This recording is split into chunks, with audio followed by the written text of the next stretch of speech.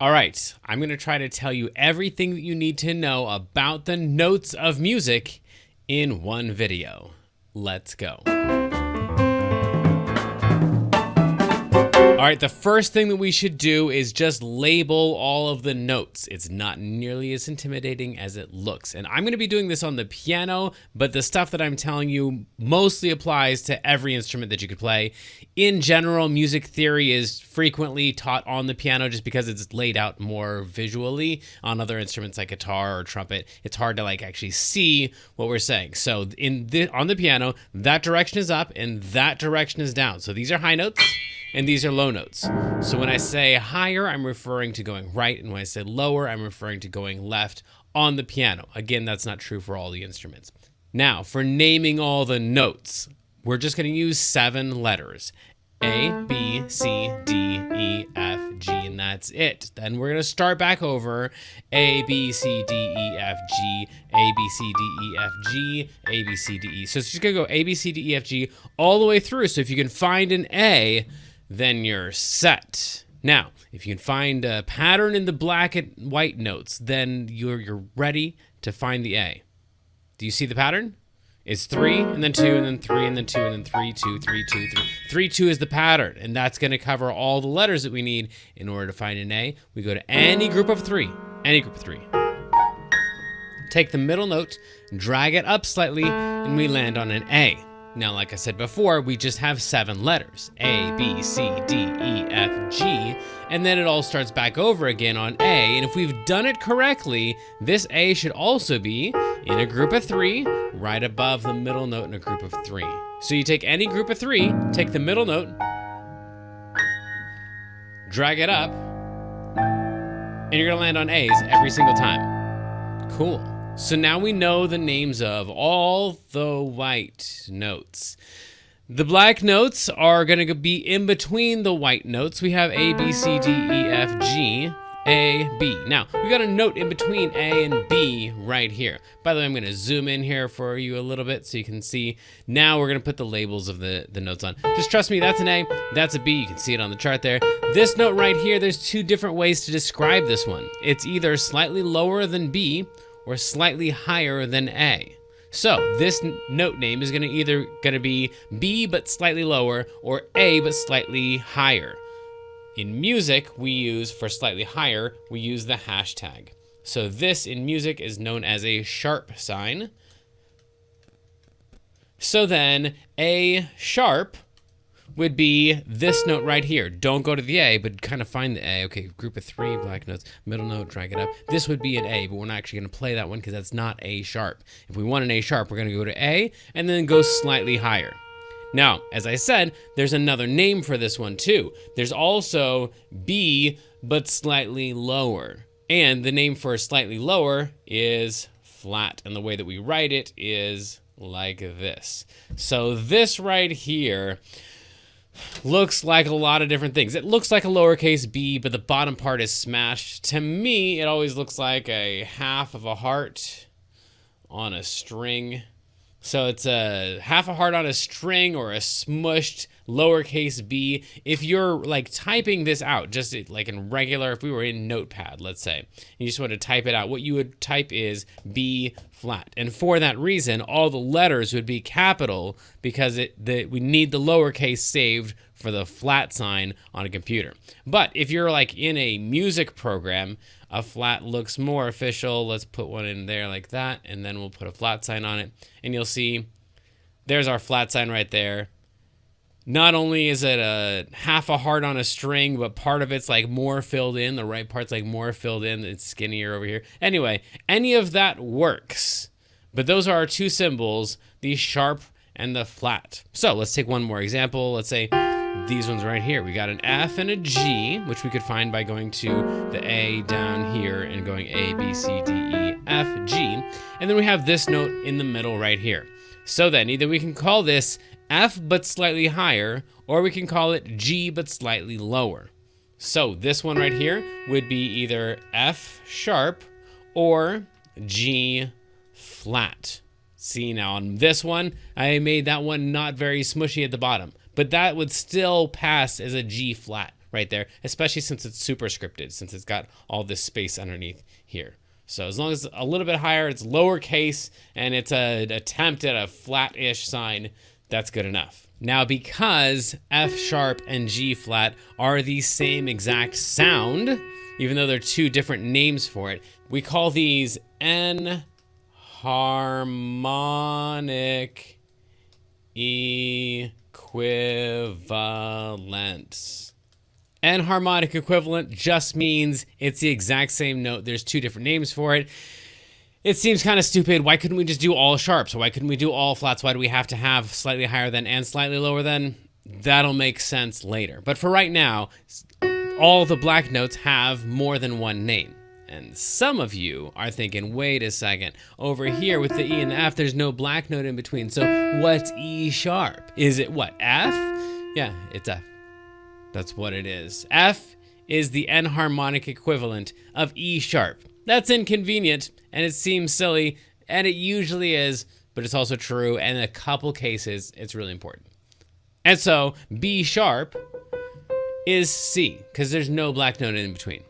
And yes, for those of you who are reading ahead, C flat is B, and F flat is E. Again, you're not going to need to know this for like forever, but we're trying to cover everything that you would need to know about the notes.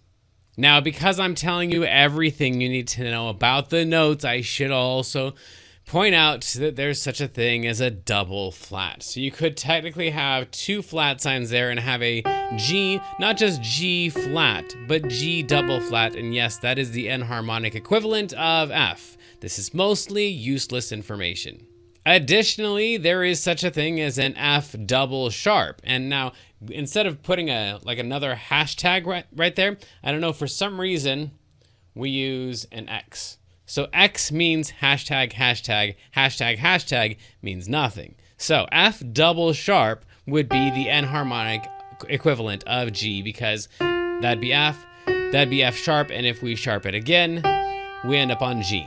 Now, to show you what that's going to look like on sheet music eventually, don't worry about the fact that you don't know what note this is. Let's just say this is some note and we wanted to make it slightly higher. We would add that hashtag to it. If we want to make it slightly higher, then it would become a double sharp. Slightly higher, and my program puts a hashtag and a double sharp, and then you can kind of see how this system is going here. Now, let's take this thing all the way back down to the original note.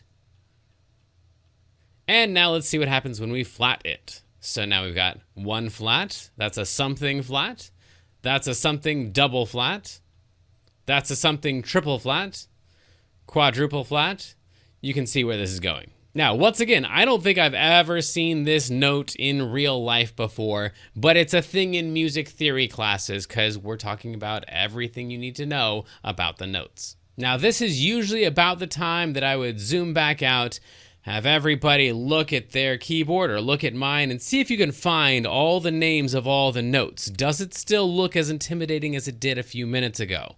Hopefully, it still looks like a lot of notes, but it doesn't quite look as intimidating because you can take any group of three and you know that the A is right there. You can go through all the letters and count them up until you get back to an A again. And if you happen to land on one of the black notes, you can just count up to the letters that are around it and either say, oh, that's C, but slightly higher, or that's D, but slightly lower. Now, I do want to point out this one more thing before we move on to the next topic, and that is that when we write them out, we write them the way that we would say them. So if we wanted to say, for this note right here, we want to say that is, well, what is that? Go ahead and pause the video, see if you can figure out what that one is. That one is an F sharp, because it's F, but slightly higher. So we would write it out like this, F sharp. However, if I was going to put this on sheet music, I would put, whatever the note is for F, and then I would put the sharp before that, because whoever is supposed to be reading this music is going to be reading along. And if the sharp is after the F, they're going to play the first thing they see, the F, and then realize, oh, that thing that you already played because I told you to play it, that was supposed to be sharp, and that's going to be annoying. So on sheet music, we actually write the sharp or the flat, which are called, by the way, accidentals. We write the accidentals before the note, but when we're writing it out, we write the accidentals after the note. Now there's one more accidental that I didn't cover because we've been implying it all along, and that is this thing right here. This is a natural sign. That means just regular old, plain old, whatever that note is. Let's go to the sheet music. I'll show you how we use these. So if I wanted that note right there, let's say that that one's an F sharp. But let's say right after we played an F sharp, I really wanted an F but not sharp. So F but not sharp, well, the rule is if I just put that one right there, the one before it was sharp, and so that sharp is supposed to like carry on through until we say otherwise. Let's say otherwise. Here it is right here. That's our natural sign. So now we have an F sharp followed by another F that is not sharp, is not flat. It's just an F natural.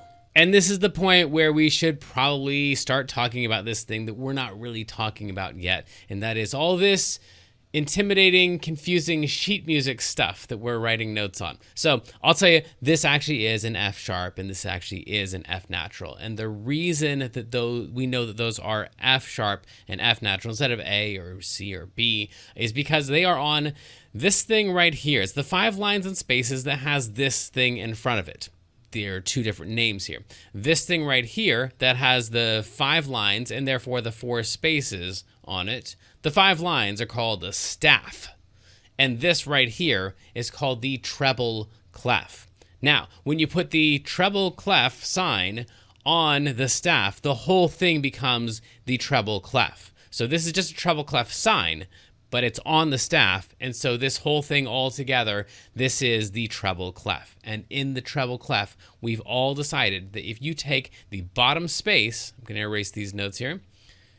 If you take the bottom space and you put some circle on it, so it's just barely touching the lines, just like that, taking up that whole entire space, that's gonna be an F. And every note can either go on a space or it can go on a line, and they all just go in order. So this one here is F. It happens to be this exact F that's like in the middle of the piano, but we won't worry about why that is yet. Just trust me, this F right here is that space because the treble clef sign is in front of it 100% of the time.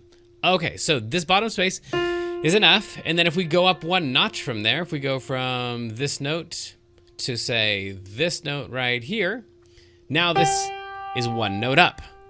If we go one notch up, we go one note up. One notch up, one note up. 2 notches down, 2 notes down. And that's how that works. And so now we have the job of trying to memorize all of the names of the spaces and lines. Now, if you wanted to, you already know everything that you need to know. You could just remember that this is an F and then just count up if you wanted to. And if you had to, you could count down too. So if we had like a note right there, then instead of F, it would be whatever comes right before F. One lower than F would be an A, B, C, D, E, F, E. That one would be an E. And then if you had this note right here, well, it'd be one below an E. A, B, C, D, E, D. It would be a D.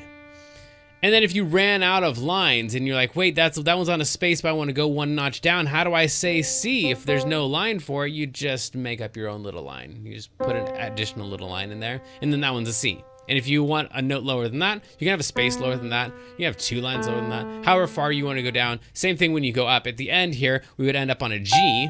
And then if we wanted to go one note higher than that, we'd go to an A, and then a B, and then a C, and then a D. You see how it goes. So those are called ledger lines. They're just made up little lines because we ran out of lines. But the system is still the same, line, space, line, space, line, space.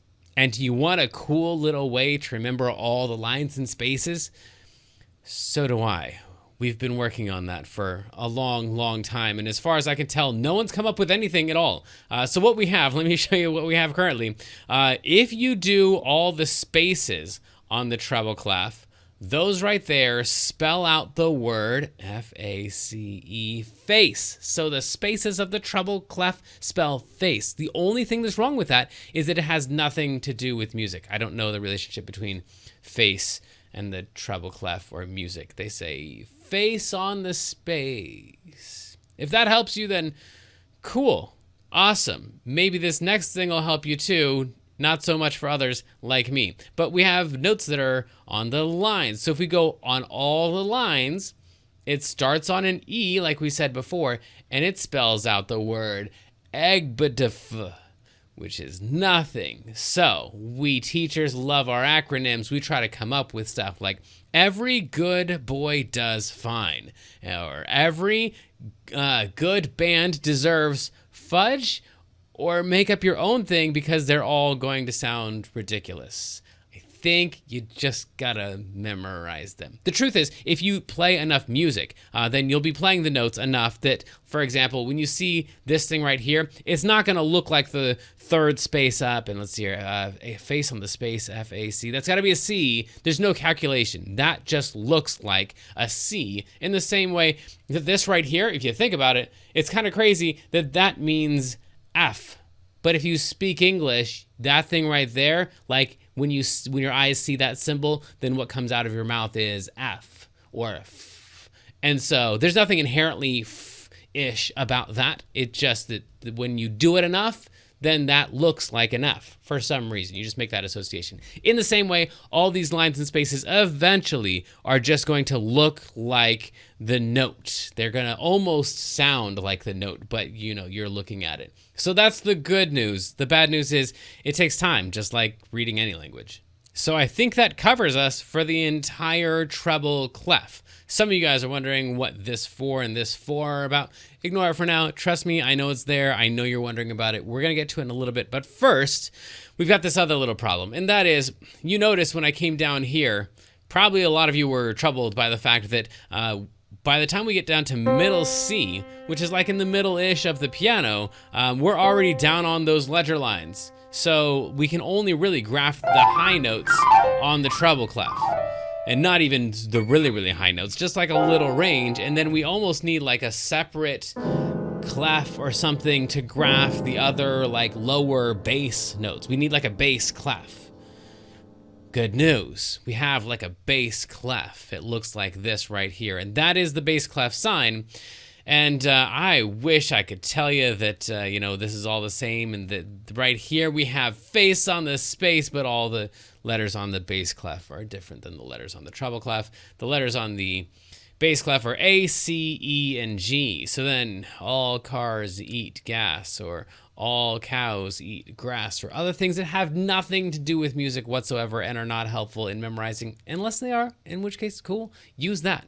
What I want to point out to you is that this note right here is a middle C. And so if we go one notch down from there, then we end up on this note right here. One notch down from there, we end up on this note. Eventually, if we keep going all the way down, that very, very bottom line is going to be a G, this thing right here.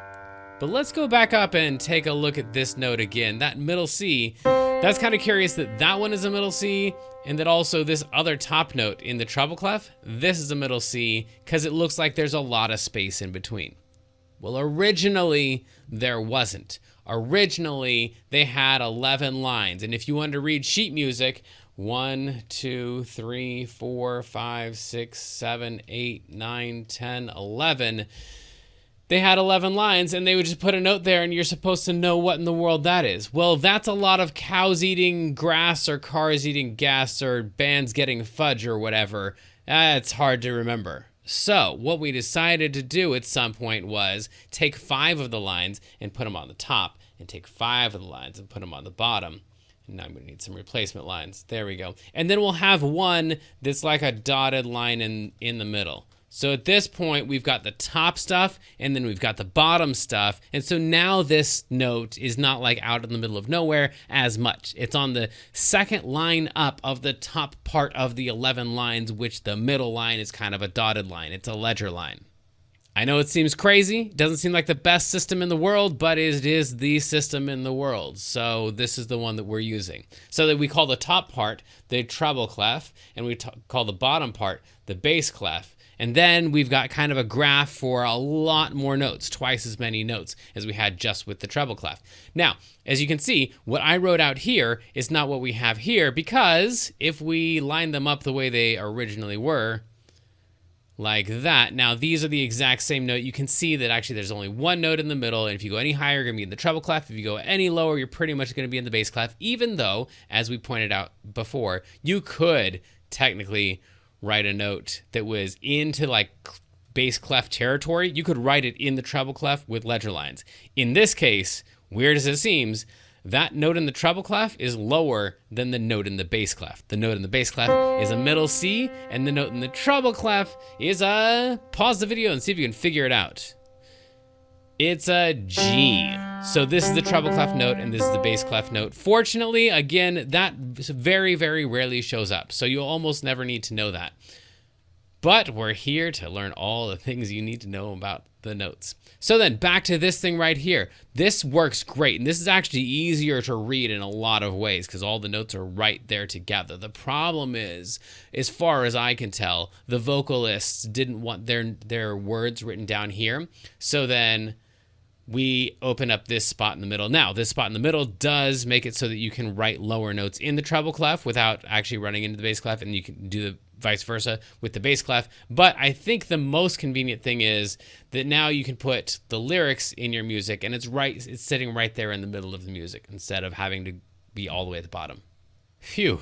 Believe it or not, we're actually almost done with everything you need to know about the notes. I should point out that if you have the treble clef and the bass clef both together, and there's this thing on the side, which is, it looks like a brace. It's called a brace. If you got a brace there and you got the treble clef and the bass clef, they're connected with the brace. This whole thing is called the grand staff. This right here with a brace is the grand staff. It's not just the top staff called the treble clef. It's not just the bottom staff called the bass clef, but it's the grand staff.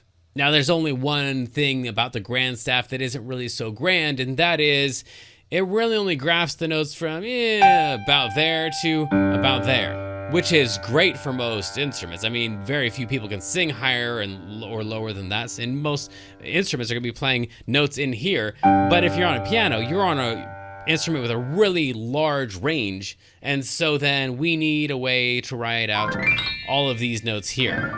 Now, technically, we could just use a whole ton of ledger lines, and we could write out that note way up there. I don't even know what note that is right there. I'd have to calculate that one. So I don't want to have to read notes that are up there and be calculating notes. I want to just read notes. Like back here, again, when I said, if you see a note there, you're just going to know that that's a C, right? Or if you just see a note right there, you're going to know eventually that that one's an F. So what if I want a really high F? This note right here is a really high F. So normally, like I said, this one right here would be this F that's kind of in the middle-ish. This F right here would be that F right there. But if we wanted this F right here, we would put an 8VA. 8 having to do with an octave, and VA, I think, being an abbreviation of some Italian word like Octave or something like that means octave. It means play this all one octave higher. We know that you don't want to have to read a really high F, so we're going to write it for you an easy way and then just tell you this is all a lie, play all of this an octave higher. Now, it's actually pretty rare to have just one note that is written one octave higher. So usually you'd have like a bunch of notes up here. You'd have that one, that one, that one, that one, that one, that one. And then all these are supposed to be one octave higher. So what they do then is they just put this little line in here that goes like this. And this is saying all these notes here, everything under this bracket, play all of that one octave higher. And you're probably wondering, what about the really low notes? We just do the same thing for the low notes. So if we had something written in this measure right here, then we could write in 8VB, and 8VB means one octave lower. So VA means one octave higher, 8VB means one octave lower. And of course, you've got the line to indicate which notes are supposed to be one octave higher. And then after that, if you have notes that are after that, for example, this one right here, in this case, it would just be up until this note right here because this bracket covers all those notes. So then these two are not one octave lower. Those are just regular. Believe it or not, that's pretty much everything that you need to know about the notes themselves. Now, there's still the question of like, well, when am I supposed to play those notes that I now know? Or how am I supposed to play the notes that I now know? And we'll cover all that in another video, but just a couple little points before we get out of here. The first one you're almost never going to run into unless you're singing a lot and like professionally and reading sheet music. But this is a music theory class, so let's go ahead and talk about the fact that there are other clefs too. So there's the treble clef and then there's the bass clef. And we already know that on the treble clef, the spaces spell the word face. On the bass clef, there's something about all cows, something, something, something. But we also have other clefs as well. The most common one is this one right here.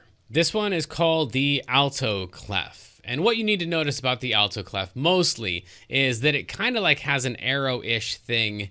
It kind of looks like it's pointing. It's like two C's with an arrow. Let me write that out for you.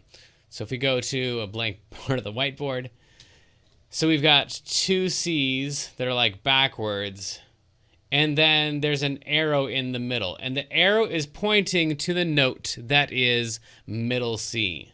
So whatever goes right there, that's middle C. So if we put a note right there, that would be a middle C. That C right there exactly. The note below that would be that one right there. The line below that would be that one right there. Now let's dive a little farther into the weeds. This one right here is called an alto clef. It's an alto clef when you take this clef that looks like it's a couple C's, which is called a C clef, because it looks like C's and it points out where middle C is. That's a C clef. When you point the C clef at the middle line, that's an alto clef. If you point them at a different line like this is no longer an alto clef, but it is still a type of C clef. And now middle C is right there on that same line that it's pointing at. One more little point about the grand staff or the treble clef and the bass clef is that most people think that this is middle C because it's in the middle of the piano. It's not. The actual middle of the piano is right here, the E and the F. Middle C is called middle C for the same reason that we already discussed, and that is it's in the middle of the treble clef and the bass clef. The grand staff, it's the one that's right there in the middle. So that's why middle C is right there on every instrument. That's called middle C. Even if you're playing an instrument like the saxophone, where that's going to be one of the lowest notes you could possibly play on your instrument, it's still in the middle between the treble clef and the bass clef. It just happens to be that it's also pretty close to the middle of the piano. One last thing before we move on, and hopefully this is encouraging, but this is just reading a language. So much of what you do in learning a language applies to learning this music stuff. So, for example, if you read this right here, go ahead. Yeah, so as you're reading, you're not actually doing the thing that we teach you to do, which is H says huh, and E says eh, and Y says yeah. And so you're supposed to say yeah, yeah. I still don't know what that word is because a lot of the stuff that we say at the beginning is kind of a lie.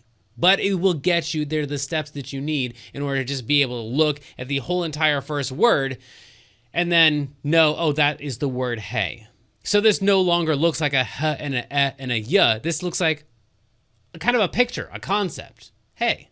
In the same way, when we go to read music, after a while, like at the beginning, we got the whole faces on the spaces junk. But after a while, if you saw this right here, you wouldn't see an F and then an A and then a C and then an E. You would see that one right there and know that it was an F, so you're going to start on an F. In the same way that over here, if you wanted to, like if I said, hey, what's the first letter of this? You'd be like, oh, the first letter I guess is an H. But you don't really know that from reading it, because as you're reading it, you're not noticing the H, you're just noticing the whole word, right? So here, we know that we're going to start on an F, but then I would just play these notes right here.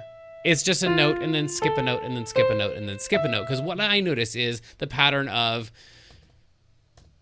spaces and lines. So I'm starting off on a space, and then I go up to the next space and the next space and the next space. And so if I had, in my head, it's just F and then skip, skip, skip, instead of F and then A and then C and then E. So if I had these notes right here, this doesn't look like an F and then an A, and then one higher than an F is A, B, C, D, E, F, G, and then a B.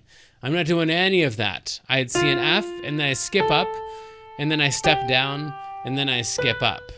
And this is called playing by interval or playing intervalically. It just means after you do this a while, you're more concerned about the space between the notes than the actual label of the note. In fact, after a while, this doesn't even look like F and then skip a note and then down one and then skip a note, even though that's the next step to get you where you want to go. Eventually, looking at this just sounds like... I know, it's weird, so don't worry about aiming for that in the same way that we don't tell kids when they're learning how to read, oh, when you see that shape, aim for the idea of, what's up? Because that's not going to help them get there. So start with the right steps, but just know that if it feels like this is an impossible task to do all this calculation, remember all this stuff, just know that eventually you're not going to be calculating anything or remembering anything. You're just going to be playing what you see here, and that's pretty much everything you need to know about what to play, about the notes. I do want to point out this thing right here. We haven't talked about that yet because that's not about what to play, but when to play it. And I should also point out that regarding what to play, if you've got some song that just keeps going over and over on F sharp and it's all these regular notes, but every single time the F is sharp, that's kind of annoying to write out, especially when you consider that this whole thing about like writing it out on a computer, that's that's extremely recent. So it used to be that if you wanted an F sharp and then an F sharp and then an F sharp and you went to an F sharp and then an E and then you went back to an F sharp, you have to write a sharp on all those.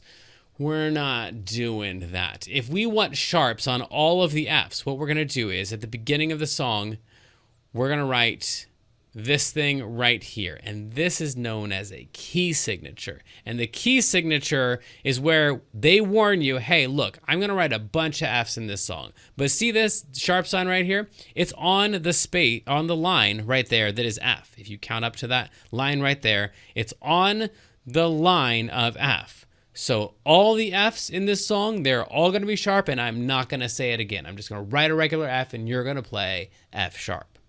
If we want two sharps, we could add in another one. And so now, look, all the Fs, they are all going to be sharp. But also, this sharp is on that space right there.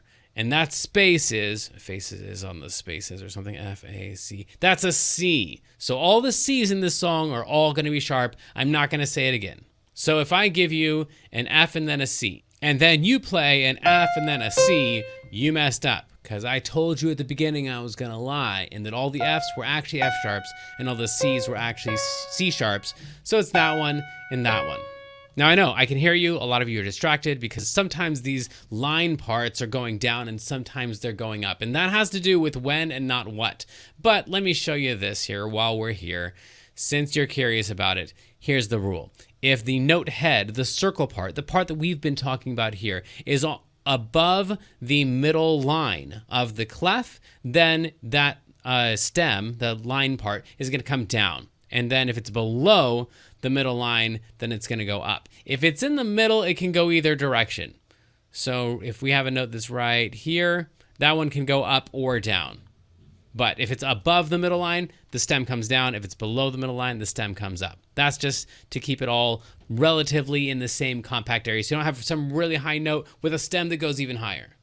Technically, there is one important rabbit hole to go down about what to play, and it needs its own video because it is this thing over here. I told you that's called a key signature, and some of you have heard the word key before in music. You're like, wait, yeah, I know there's something about keys, and there are keys like on the piano, but then there's also like keys, the concept of keys in music. Like, for example, any professional musician who looks at this is not going to think, oh, two sharps. Okay, what sharps are they? As soon as they see this, they know they're in the key of D, and whatever song they're playing, about to play, D is going to feel like the home base of it, and all the Fs are going to be sharp and all the Cs are going to be sharp. They know it's going to be something that probably begins on D and probably ends on D, and it's got F sharp and C sharp in it, and they're not even going to take a look at what the sharps are. If there's two sharps, it's always the key of D, and it's always F sharp, and it's always C sharp, and it can't be anything else. And that's because of scales, keys, and tonalities, and we don't have time for any of that here. But probably the next move would be to learn about keys, and then to learn about time signatures. Or maybe you've already got everything that you're looking for. If that's the case, then just go explore, mess up, have fun. Rock on, friends.